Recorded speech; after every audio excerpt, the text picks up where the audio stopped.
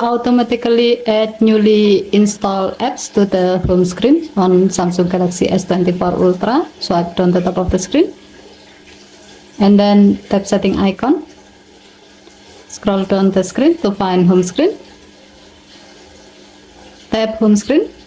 Alternatively, you can go to this menu by long tapping on an empty area on your home screen so that you can go to the home screen edit screen and then select setting.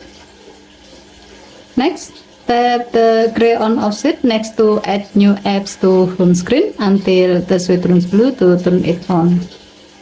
When this option is on, when you install a new app from the Play Store or Galaxy Store, your phone will automatically add the app icon on your home screen. Okay, thank you for watching. Please help to like and subscribe. Have a nice day.